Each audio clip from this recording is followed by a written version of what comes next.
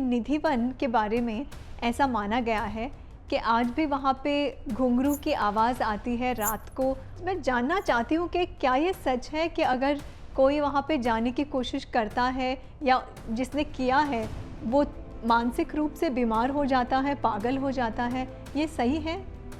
तो निधिवन में आज रात को भी ठाकुर जी स्वयं साक्षात राधा रानी के साथ और वहाँ जितने भी वृक्ष हैं वो सब गोपियाँ बन जाते हैं। जितने भी उसके आसपास घर है वो आज भी अपने घर के दरवाजे रात को बंद कर लेते हैं, क्योंकि वो कहते हैं अंदर से रास की आवाज़ आती है घुंघरुओं की।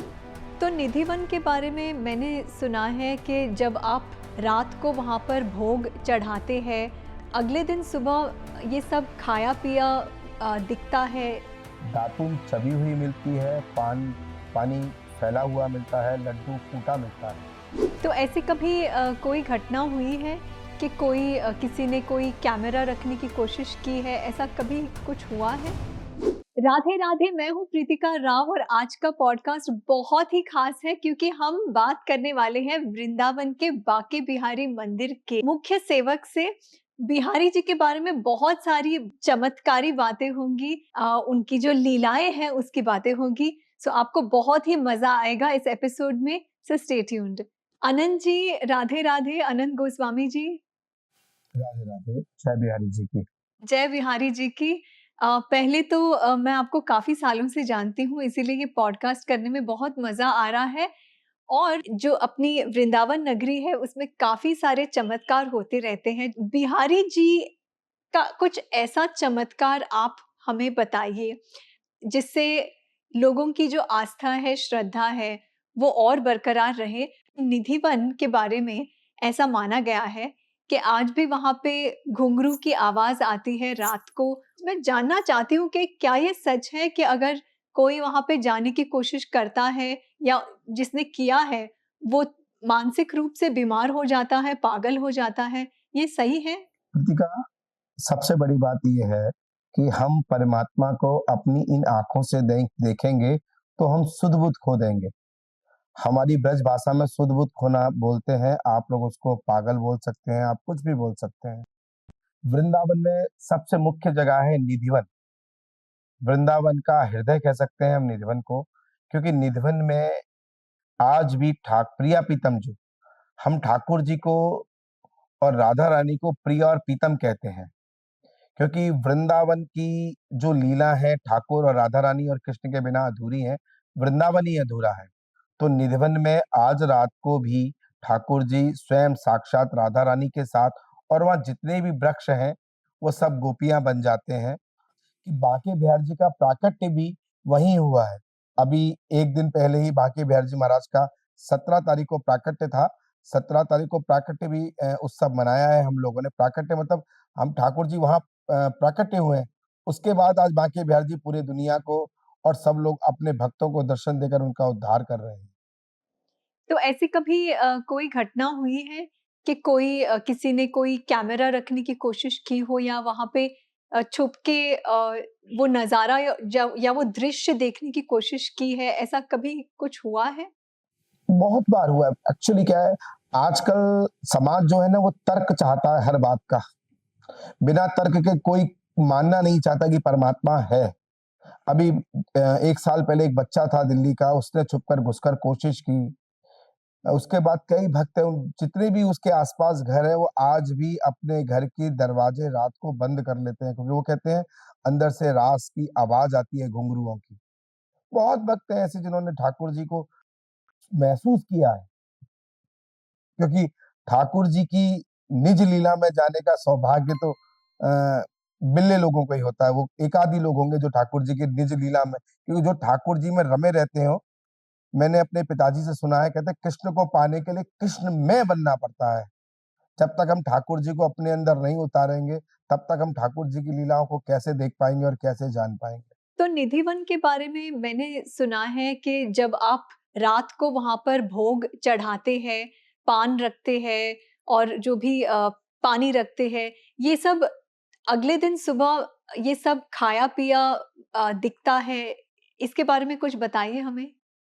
निधिवन में आज भी 4 चीज़ें हैं जो ठाकुर जी के लिए रखी जाती हैं। सबसे पहले लड्डू, दूसरा नंबर पान का बीड़ा, तीसरा नंबर यमुना जल और चौथा दातुन। दातुन चबी हुई मिलती है, पानी फैला हुआ मिलता है, लड्डू फूटा मिलता है और पान चबा मिलता है। ये लीलाएँ अनेक बार हमको देखने को मिली और हम तो ठाकुर जी की सेवा में रहते हैं, तो हम महसूस करते हैं इन चीज़ों को और अपनी आँखों से तो ठाकुर जी के चमत्कार देखने का सौभाग्य इस जन्म में मिला हुआ है क्योंकि हम उनकी सेवा में निज सेवा में हैं, सबसे बड़ी बात ये है। मेरा भी सौभाग्य था कि आपने मुझे अ, उसी मंदिर में और उसी जगह पर दर्शन दिलवाए और ये जो पान और ये सारी जो चीज़ें खाई हुई सब दिखती है, वो मैंने खुद अपनी आँखों से देखा है। एक्चुअली आपके ऊपर भी परमात्मा की कृपा थी, आई और सहयोग मिला आपका कि आप वहाँ पहुँच पाईं क्योंकि वृंदावन तो अनेक लोग नहीं आ पाते क्योंकि वृंदावन वही आते हैं जिन्हें बांके बिहारी बुलाते हैं।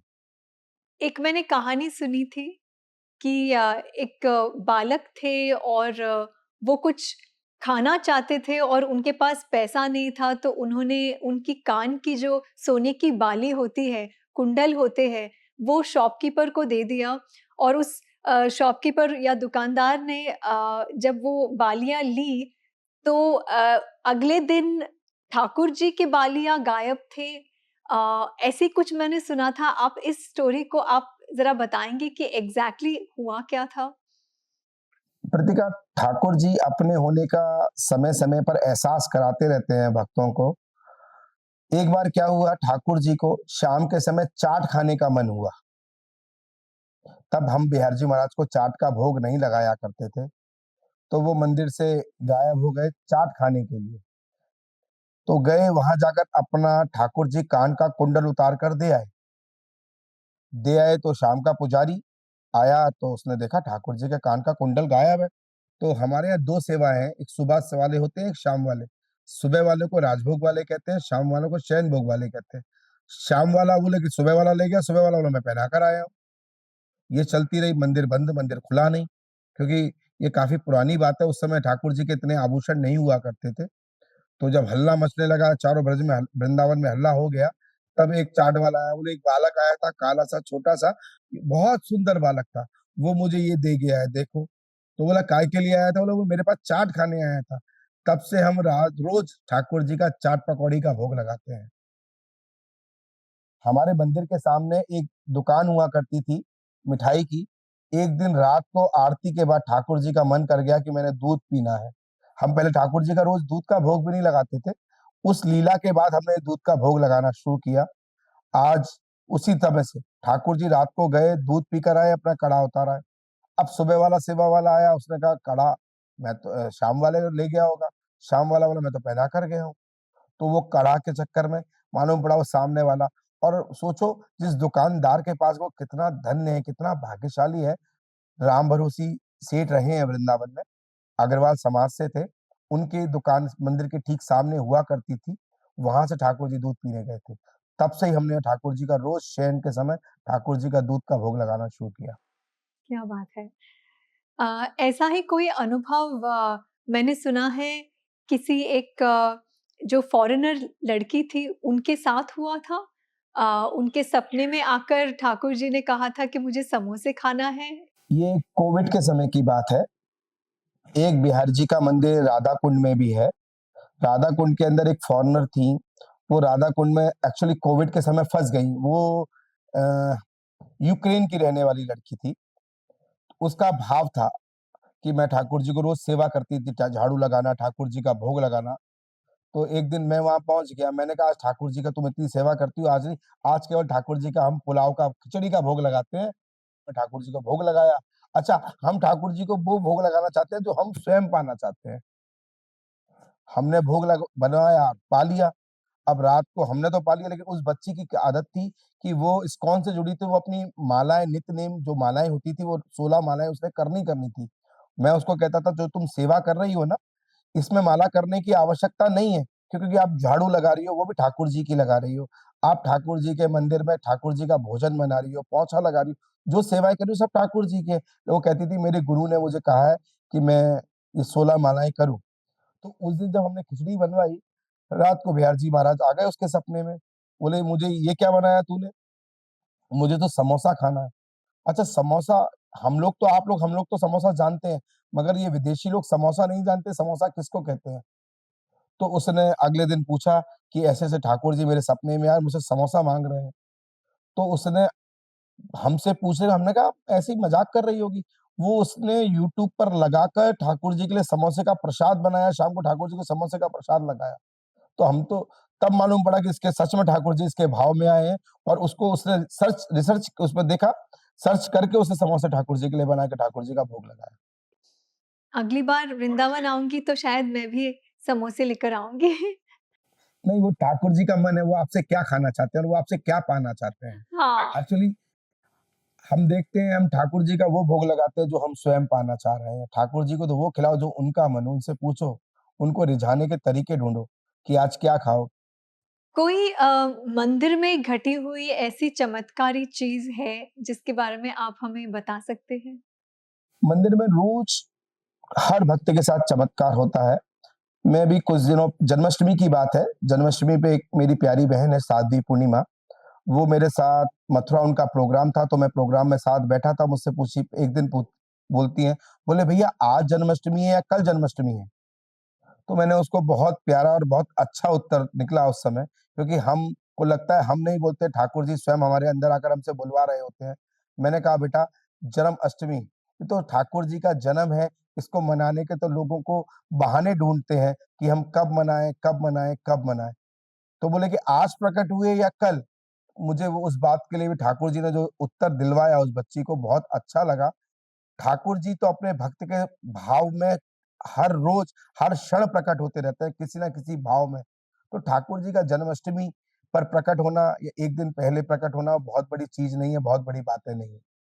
ठाकुर जी की लीलाएँ तो बहुत है। ठाकुर जी कब किसके मन में आकर क्या लीला घटवाते हैं, क्या लीलाएँ करवाते हैं, हम कभी नहीं समझ पाते हैं। ऐसा कोई चमत्कार आपके साथ हुआ है कि आपको लगा है कि ठाकुर जी वाक़ई में मतलब होता है ना कि बाकी जो लोग हैं, वो हमेशा निंदा करते हैं कि ओह! हम मूर्ति में विश्वास नहीं करते, हम मूर्ति निर्जीव होती है। ये मुगल के टाइम से और पोर्चुगीज़ और ब्रिटिश के टाइम से जो हमारे ही लोगों को ब्रेन वॉश किया जाता है कि आपके वेद पूरे वेदों से निकली हुई बातें पूरी गलत है, सब कुछ गलत है, आपका कल्चर ही रॉन्ग है। ये पूरा हमें सिस्टमैटिकली ब्रेन वॉश किया गया है ओवर द डेकेड्स। हमें एक बात भी पूछी जाती है कि मूर्ति पूजा आधे से आधे लोग प्राण प्रतिष्ठा के बारे में जानते ही नहीं है कि प्राण प्रतिष्ठा कितना बड़ा और पावरफुल एक प्रोसेस होता है कि आप उस मूर्ति में आप एक जान लेकर आते हैं उस वो आप उसको तंत्र बोलिए या मंत्र बोलिए, तंत्र मंत्र साधना से पूरी आप एक उस मूर्ति में जान लेकर आते हैं और फिर उस मूर्ति की सेवा करनी बहुत आवश्यक हो जाती है। तो उसे वक़्त पे खाना खिलाना, सेवा करना, सब कुछ उसी तरीके से करना जैसे वो मूर्ति जागृत है। तो इस तरीके से अगर अगर आपको अगर कोई अनुभव हुआ हो तो आप अगर हमसे शेयर करेंगे हमारे ऑडियंस से? एक डॉक्टर थे, डॉक्टर को विश्वास नहीं था कि भगवान के अंदर प्राण होते हैं, भगवान के अंदर हृदय होता है। तो डॉक्टर ने अपना टेलिस्कोप लगाया भगवान के हृदय पर और जो धड़क रहा था धक धक धक धक धक धक ऐसा है। और एक नहीं ऐसी अनेक घटनाएँ हैं ठाकुर जी की। कभी भी मंदिर में किसी में प्राण प्रतिष्ठा होती है, उसके बाद ठाकुर जी के आगे हमेशा मिरर क्यों रखा जाता है? क्योंकि मिरर चटकता है तो दुनिया देखती है कि प्राण आ गए। ये लीलाएँ अनेक हैं, मैं आपको क्या बताऊँ, लोग सनातन को आज मानने लगे हैं और विश्वास बढ़ रहा है। और हमारे यहाँ कहते हैं जाकी रही भावना जैसी प्रभु सूरत देखी तिन तैसी। आजकल तो लोगों को आलू में और केले में हर चीज़ में किसी में गणेश दिख जाते हैं और यदि कोई कहे तो हमारे पास कई मंत्र हैं। हम मंत्रों को आपको दे सकते हैं और अब उन उन मंत्रों से आप परमात्मा को अपने घर में बुला सकते हैं और आभास ले सकते हैं परमात्मा का।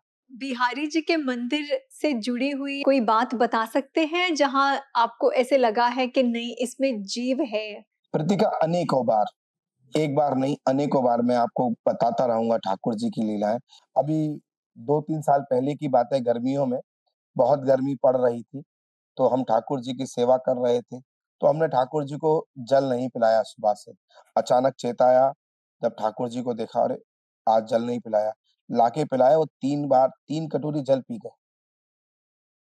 ऐसे ही एक पुजारी हैं, वो एक दिन मुझे आए और मुझे बोले, लाला, मैं आज सपने में मैंने देखा, मैंने क्या देखा? बोले, तू बिहारी जी के पैर दाब रहा था और बिहारी जी ने के पलंग पर सो रहा था। मैंने कहा, अच्छा। तो बोले, मैं आया, मैंने तेरी गर्दन पकड़ के तुझे बाहर खींचने की कोशिश की, बिहारी जी ने मेरा हाथ पकड़ लिया। बोले, इसको मैंने अपने पास सुलाया है। ठाकुर जी कब किसके भाव में, किसके अंदर आ जाए, कुछ नहीं पता। ठाकुर जी अपनी लीलाओं के माध्यम से अपने भक्तों के ऊपर अनेक, अनेक, अनेक कृपाएँ और चमत्कार करते रहते हैं। बहुत ही बढ़िया अ, मतलब अद्भुत है ये और मंत्रमुग्ध कर गई है ऐसी आपकी बातें हैं और आस्था बढ़ाती है ऐसी आपकी बातें हैं एंड कृष्ण के बारे में जितनी बात करें कम है, उनकी लीलाओं के बारे में जितनी बात करें कम है। अगर और कोई लीला आप हमसे शेयर कर सकते हैं तो प्लीज़ करें। कृतिका, एक बार क्या हुआ, एक मेरा पानीपत का भक्त परिवार है, उनके घर में एक लड़की काम करती थी, वो छोटी-सी बच्ची थी, अदर कास्ट की थी। वो उसको उसके माँ-बाप की इच्छा के बिना वृंदावन ले आए। तो उनको यहाँ के लगा कि इसको हम मंदिर नहीं ले जाते हैं, वो मंदिर से थोड़ी दूर पर उसको बैठा गए। उस समय होली का उत्सव चल रहा था मंदिर के अंदर और वो उसको कह गए, यहीं बैठी रहना, कहीं मत जाना। वो गए तो एक सुंदर-सा बालक आया, आकर उसने हाथ पकड़ा, उस लड़की को अपने साथ ले गया, उसके संग होली खेली, उसको एक लड्डू और एक पान का बीड़ा दे गया और वहाँ मोटे गणेश मंदिर है, उसके सामने उसकी सीढ़ियों पर बैठाकर चला गया, जहाँ वो बैठाकर गई थी। जब वो आईं तो उनको उस समय लड़की वहाँ ना मिली, तो वो डर गईं। जब वो लड़की आई तो लड़की को उन्होंने आते ही गुस्सा किया और मारा कि ये क्या था? उसने दिखाया, ये देखो, मुझे तो एक बच्चा आया था, वो अपने साथ ले गया। ये मुझे लड्डू दिया है उसने, ये मुझे पान का बीड़ा दिया है। ठाकुर जी कब अपने भक्त के साथ आ जाते हैं, हम आपको बोल नहीं सकते।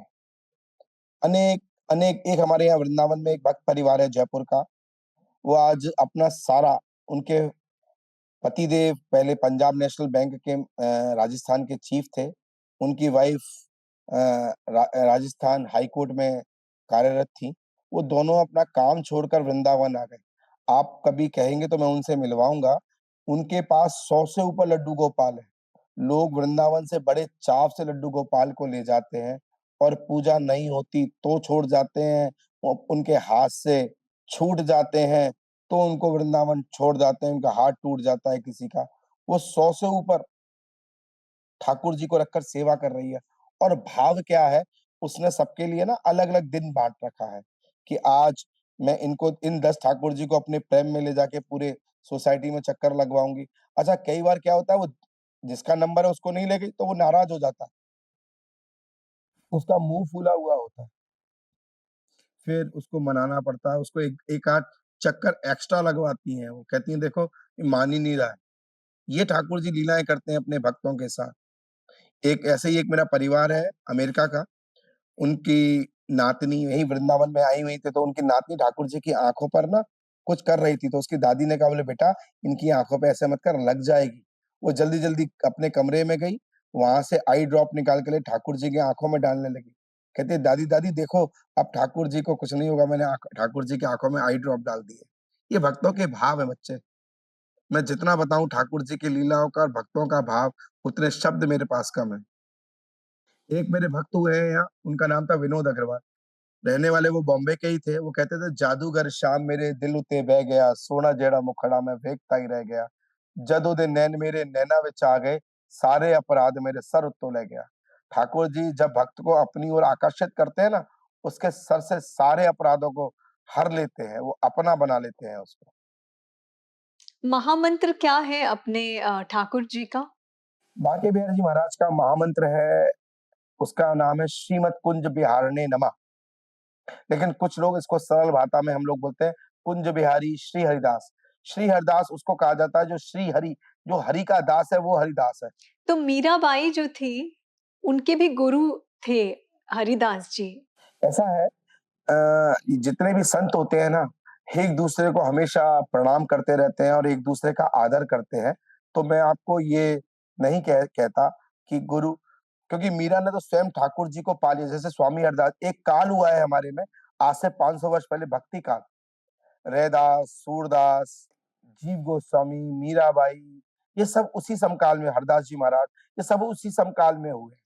तो वो उस बात के बारे में आप कुछ हमें बता सकते हैं, वो घटना क्या थी? जिसकी वजह से वो पर्दा लगता है हर 1-2 मिनट में पर्दा जो लगता है कृष्ण पर, वो उसके बारे में आप हमें बताइए। पर्दे की लीला का बहुत अलग-अलग वो है। कुछ लोग, जैसे कोई भी प्रेमी अपनी प्रेमिका से प्रेम करता है या माँ अपने बच्चे से प्रेम करती है ना, वो आवरण में करती है, पर्दे में करती है। कोई माँ अपने बच्चे को खाना खिलाती है, वो पर्दे में खिलाती है। ये नहीं कि वो कहीं पर भी बैठ जाए, आजकल की तरह नहीं है। पहले प्रसाद हमेशा एकांत में बैठकर किया जाया करता था। तो ऐसे ही बिहार जी महाराज के पहले पर्दा नहीं लगता था, वो बिना पर्दे के दर्शन हुआ करते थे। तो वो ठाकुर जी के नेत्र इतने मोहक है कि जो भी उनको देखता है वो उनका दीवाना बन जाता है। तो वो रानी आया करती थी ठाकुर जी के लिए। ठाकुर जी से बोली, प्रभु मैं अब तो बूढ़ी हो गई, मैं आ नहीं सकती, तो आप मेरे साथ चलो। तो ठाकुर जी अपने भक्त के साथ चले गए। वो चले गए करौली। करौली में आज भी बिहार जी महाराज का महल के अंदर मंदिर बना हुआ है। उसके उपरांत हमारे एक रूपानंद जी महाराज थे, वो उनको वहां से लेकर आए भरतपुर। भरतपुर के जो राजा थे, उनके महल में भी बिहार जी का मंदिर है। उसके बाद वो वृंदावन आए। तब से बिहार जी महाराज का आप जहाँ मंदिर देख रहे हैं, यही, और तब से हमने पर्दा प्रथा स्टार्ट कर दी कि 2-2 मिनट में ठाकुर जी का पर्दा लगता रहता है। हम ठाकुर जी को मालाएँ पहनाते हैं, वो पर्दे में पहनाते हैं। ठाकुर जी का भोग लगाते हैं, वो श्रृंगार करते हैं, वो पर्दे में। हम ठाकुर जी को केवल दर्शन कराते हैं आप लोगों को। हम जन्माष्टमी के दिन ठाकुर जी का महाअभिषेक करते हैं, वो भी पर्दे में करते हैं, वो भी किसी के सामने नहीं करते हम। तुलसी माला जो होती है, उसका कोई एक महत्व होता है कि हम तुलसी माला पहनते हैं और उसे अम, वैष्णव का एक प्रतीक माना जाता है।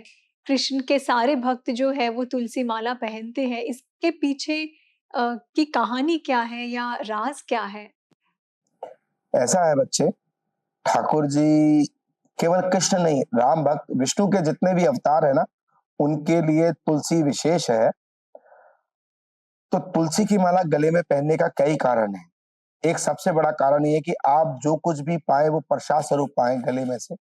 आप जो कुछ भी बोलें, भगवत प्रिय बोलें, जो जितने भी हमारे भक्त लोग हैं उनके उनको प्रिय लगे, ऐसी बातें बोलें, और आपके मन के अंदर बुरे विचार ना आए, बुरी भावना ना आए, और आप हर भक्त का सम्मान करें, इसलिए तुलसी माला गले में पहनी जाती है। लेकिन आजकल क्या कोई भी लेकर पहन लेता है, ऐसे नहीं पहनी जाती। उसके लिए नामदान लेना पड़ता है, गुरु बनाना पड़ता है। हमारे पिताजी कहते हैं, पानी पियो छान के और गुरु बनाओ जान के। गुरु है ऐसे नहीं कि किसी को भी लिया और गुरु बना लिया। गुरु बनाने के लिए पहले परखो। आपको जीवन में माँ-बाप को परखने का मौका नहीं मिलता, क्योंकि माँ-बाप को स्वयं परमात्मा ने आपके लिए नियुक्त किया है। लेकिन गुरु को परखो कि हमको गुरु किसको बनाना है। जो जीवन में आके आपके जीवन का उद्धार कर सके, आपके जीवन को सतमार्ग में ले जा सके, उसको गुरु बनाओ। जिससे आप अपनी वार्ताएँ कर सको, जिससे अपने मन की बातें बता सको। आजकल ये नहीं कि आपने किसी को भी देख लिया, टीवी पर कोई आ गया और आपने उनको गुरु समझ लिया, ऐसे नहीं होता। और सबसे बड़े, गुरु भी आपको अपना शिष्य बनाने के लिए राज़ी हो, ये भी बहुत बड़ी बात है। तभी तुलसी माला गले में पहनी जाती है। तो दुकान से तुलसी माला उठाकर ऐसे पहनना, मतलब कोई भी कृष्ण मंदिर में जाकर उसे कृष्ण के पास रख के चढ़ाकर फिर पहनना, ये सही हो सकता है? ये कर सकते हैं? हाँ, हाँ, हो सकता है। क्यों हो सकता है कि कृष्ण बंदे जगत गुरु। भगवान कृष्ण पूरे जगत के गुरु हैं। क्या बात है। हम लोग जाने-अनजाने में कई क्रियाएँ ऐसी कर जाते हैं, जो ठाकुर से जुड़ी होती हैं। हमने ठाकुर जी को स्पर्श करा दी, तो इसका मतलब ये कि हमने कृष्ण को अपना गुरु अपने आप कृष्ण ने चाहा होगा कि हमारा गुरु बने वो, इसलिए उन्होंने अपने चरणों तक वो माला पहुँचवाई। वृंदावन के बारे में आप कहते हैं कि चारों धाम जो है, वो वृंदावन में है। इसके बारे में आप थोड़ी-सी जानकारी दें हमें? हमारे यहाँ कहते हैं, 1 बार अयोध्या, 2 बार द्वारिका, 3 बार त्रिवेणी में नहाओगे, 4 बार चित्रकूट और 9 बार नासिक और 12 बार बद्रीनाथ हो आओगे। कोटि का मतलब होता है अनेक, कोटि बार काशी, केदारनाथ, जगन्नाथ, रामेश्वरम चौजा घूमोगे। होंगे प्रत्यक्ष यहाँ दर्शन श्याम सुंदर के, वृंदावन स्वानंद कहीं नहीं पाओगे। ऐसा है कि वृंदावन के साथ-साथ जो ब्रज है यहाँ, ब्रज के अंदर ठाकुर जी ने अपने माँ-बाप के लिए, यानी माँ यशोदा और नंद बाबा के लिए सारे तीर्थों का आह्वान किया और सब तीर्थों को यहाँ बुलाया। हमारे यहाँ जगन्नाथपुरी भी वृंदावन में है और उसके बाद रामेश्वरम, सब हमारे तीर्थ यहीं बैठे हुए हैं हमारे आस-पास और उनके दर्शन हम ब्रज 84 कोस में अनेक भक्त करते हैं। केदारनाथ, बद्रीनाथ सब यहीं आस-पास है। अच्छा, उस जगह माहौल भी वैसा ही है। आज भी आप केदारनाथ जाएँगे, तो ब्रज के केदारनाथ में भी आपको ठंड लगेगी। माहौल वैसा ही बना हुआ है। तो इस यात्रा को अ, कहते क्या हैं और अगर कोई ये यात्रा करना चाहे तो उन्हें मतलब टूरिज़्म के थ्रू करवाना चाहिए या किस तरीके से वो इस यात्रा को कर सकते हैं? इस यात्रा को कहते हैं ब्रज 84 कोस की यात्रा। 84 कोस का मतलब होता है 283 किलोमीटर के आसपास। आजकल तो लोगों के पास समय नहीं है, तो इस यात्रा को 7 और 8 दिन में करा गाड़ियों से किया जा सकता है। बेसिकली इस पे दर्शन है। हर मंदिर में जा के दर्शन करना वृंदावन से शुरू होती है और वृंदावन में ही आके समाप्त होती है। परिक्रमा का अर्थ होता है जहाँ से शुरू हो वहीं समाप्त हो, वही परिक्रमा कहलाती है। उसके बाद हाँ, हमारे यहाँ के टूरिस्ट के दर्शन के लिए टूरिज़्म तो इतना नहीं है, लेकिन हाँ, योगी सरकार है वो काफ़ी इस पर ध्यान दे रही है और करवा रही है। लेकिन कुछ यहाँ पर वृंदावन के संत हैं, कुछ यहाँ ब्रजवासी हैं, वो अपने भक्तों को अनेक-अनेक मतलब माह में अभी कार्तिक मास था, तो काफ़ी यात्राएँ चल रही थी। अब भी चल रही हैं, आज ही एक समाप्त हुई हैं। या मतलब हर 2, 4, 5 दिन में कोई ना कोई ब्रज 84 कोस की यात्रा करा ही रहा होता है। बहुत शुक्रिया आपका। इतने अद्भुत आपने चमत्कारी बातें बताई और शेयर की हमारे साथ। बहुत मज़ा आया एंड आई एम श्योर कि ठाकुर जी और श्री कृष्ण के सारे जो अ, भक्त हैं, उन्हें आपकी बातें बहुत भा गई है और पसंद आई है of course, no doubt about it. Thank you so much Anant Goswami ji. Radhe, Radhe. जय बिहारी जी की। राधे, राधे।